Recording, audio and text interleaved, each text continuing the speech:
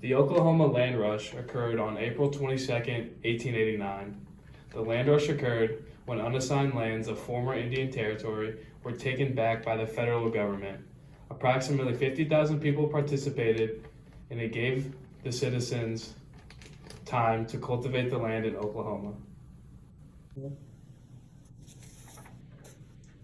In the 1830s, the U.S. government decided to reserve land they thought to be worthless for the 5 civilized Native American tribes. Those being the Choctaw, Cherokee, Chickasaw, Seminole, and Creek Indians.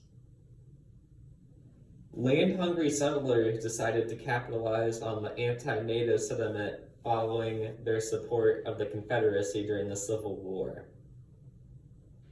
They demanded that the reserved land be open for white settlement.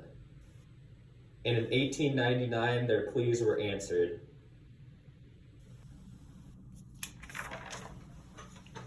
The land in Oklahoma was distributed across the state amongst different groups of people. The government kept most of the land for Indian use, but allowed 2 million acres for the actual land rush to occur.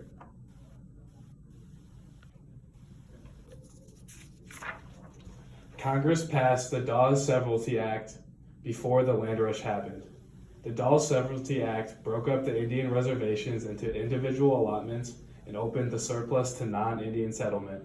In the following years after the land rush, the Curtis Act was passed in 1898. The Curtis Act dissolved the Indian Territory and abolished tribal governments.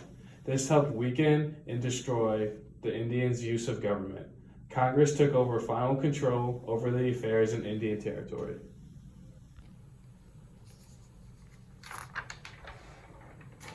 In the months leading up to the race, thousands flocked to tent cities around Oklahoma, leading to explosions in population in Oklahoma City and Guthrie.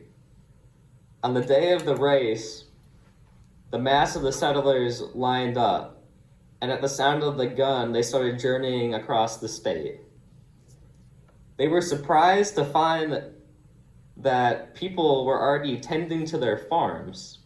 They had jumped the gun and started staking their claims across the state early, leading them to be called Sooners.